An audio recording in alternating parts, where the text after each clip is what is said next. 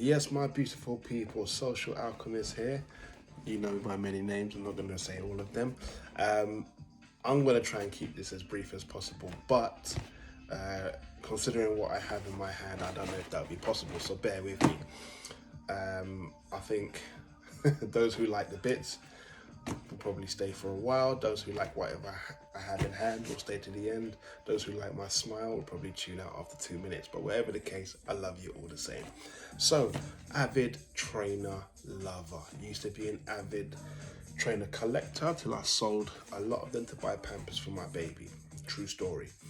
I'm going to get into this as quickly as possible. My love for trainers came around when I was a kid, small kid, and my mum and dad bought me a pair of trainers. Don't remember what they were called. Zephyr.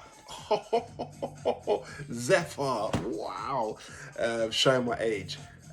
But they were Transformers. Yes. And they were too damn dope. And on the sole it had Megatron. The sole was engraved in the shape of Megatron. And I remember that's where my soul licking came from, because it smelled like bubblegum. Tasted nothing like it, but smelled like bubblegum. So that's when I first licked the soul. None of this new day clout chasing business. I did it first. And we moved. So, onto the trainer at hand. It came around when I was in primary school. Dropped when Nike was not doing Nike Air, it was just Nike. And they were just all round fabulous to me. They just really opened my eyes to what was happening in a trainer game. And mum and dad were not trying to cop those for me, way too expensive.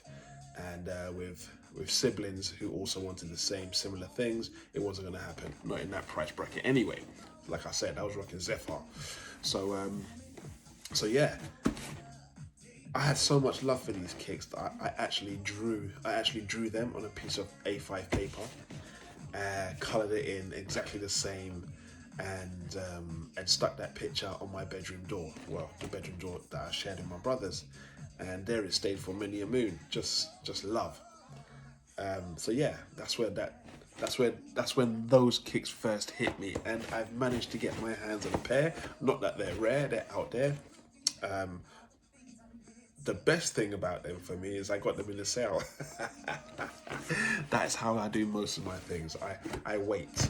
I wait and buy a lot of things in a sale, because this day and age, most things are not worth the material that have been used. Materials are substandard, subpar, and if you're a real trainer, lover, trainer, aficionado, you know what I mean. So I'm going to get into this real quick. Just going to show you the box. Woo, old school, as with many. And then let's get into it.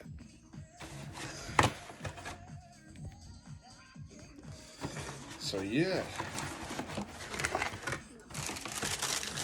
Oh, look at that. That pop of colour as you open it. Ah, makes my heart skip a beat every single time. Amazing.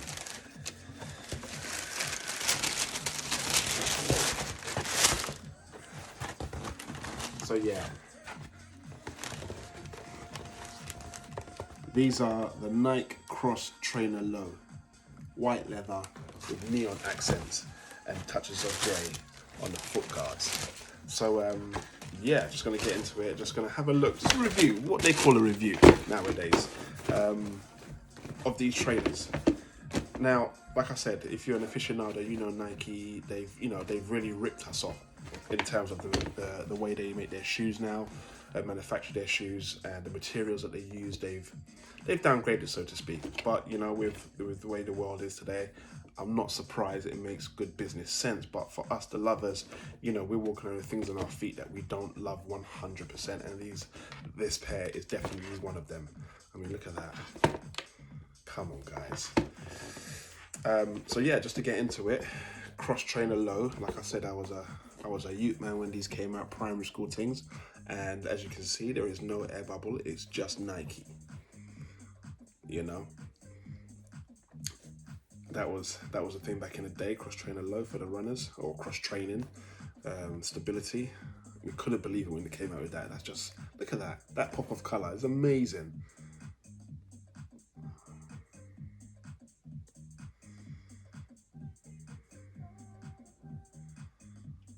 I mean, I'm speechless.